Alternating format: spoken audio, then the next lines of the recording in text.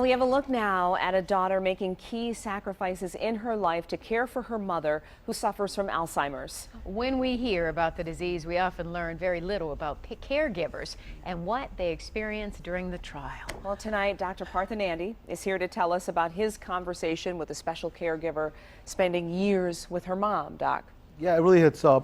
I'm a caregiver myself, and the opportunity to tell this story really means a lot to me. When my dad had a stroke a few years ago, my entire world stopped. My family and I dropped everything to take care of him, and I spent every night with him for 9 months. He's my hero, and it was my privilege to help him give him what he needs every day. But caregivers are also health heroes. People like Deborah Smith-Dawson. She retired from her job as a bilingual special education teacher and dropped out of a PhD program at Wayne State University to care for her mother who's fighting Alzheimer's. How do you like your blooms, Mama? Deborah Dawson and her mother, Joanna Smith, share a powerful bond, tested over the years by the challenges of Joanna's Alzheimer's. You know, in my family, it's been frustrating sometimes taking care of my dad because he's disabled. Was it a time when it was frustrating for you and you said, why me? Did that ever happen? I didn't have a why me moment. I had a scream moment, which was I would call a friend and I would scream. We found them at Riverview Health Rehab Center on Detroit's east side.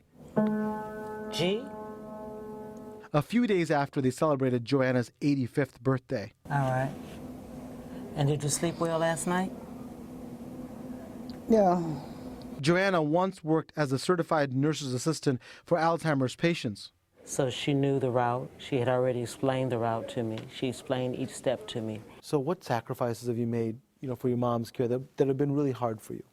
I had to remodel the home just for her. Initially, my mother was bedridden. So, of course, I had to learn.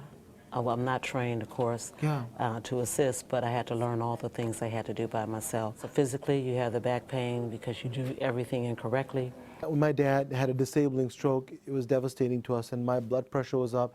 I was burning the candles on both ends, and I couldn't even find time to sleep. I'm sure it's the same with you. I slept in chairs. I slept on the floor. My mother wandered one time while I was asleep. So it was a lot, and not having anyone to talk to. Weren't you caught off? To just share. You're alone. I'm alone. So what I would do, at late hours, I would call the Alzheimer Association because they were available. How difficult was it to have a social life? Because you're 24/7 taking care of your mom. Was that difficult? The social life was very difficult. I had to rearrange, but because of my research, I made a decision that I was going to rise above and not do what I felt like, go home and shut the door. I began to have tea parties at my house. So everyone had to come to my house and be able to enjoy the tea party with us. So a lot of other people that are going through what you're going through. What advice would you give to other caregivers who are alone or not alone? What advice would you give them? The first thing I would tell them, make sure they get educated on the disease. Make sure that they know that there's others in the same predicament. Select a good support group or create your own support group. And the support group is really important, isn't it? It is, and but you have to find one that is a good positive one, that there's a lot of positive discussion, not just about the disease. We're in a society where a lot of people have this happen to their parents and they do nothing. Why are you doing this? What makes you so different? This is an opportunity for me to give back to my mother. She means everything to me.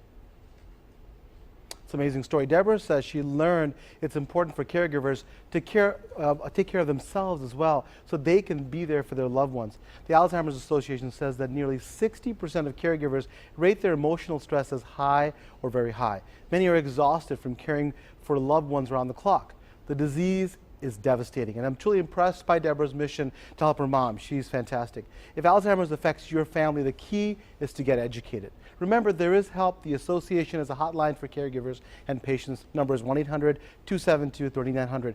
And again, 1-800-272-3900. We also have a link for you on WXYZ.com. If you'd like to donate to the Alzheimer's Association, you'll find a box that you can check on your Michigan income tax form. But just simply tremendous. She gave up, we talked about her PhD program to help her mom because she said it was important. And it's wonderful that you were able to care for your dad. We watched her care for her mom, but you really do have to care for yourself because you'll end up getting sick if you don't watch out for yourself. Exactly. If you don't take care of yourself, then who's going to take care of the person you're trying to help, So absolutely. It's second nature. Sometimes, a lot of times you just slip into the role of caregiving and you don't even realize it. And one thing we have to important, some people don't have, the important point is they don't have the means to get any other help. If you have the means, get help, get the support. And what she would do, which I couldn't tell on the spot, is that she would call and have parties with her mom there. So she would have her social life with her mom involved. Tremendous. Got to have support. Thank you so much. Oh, it's my Dr. pleasure. Andy. Appreciate it.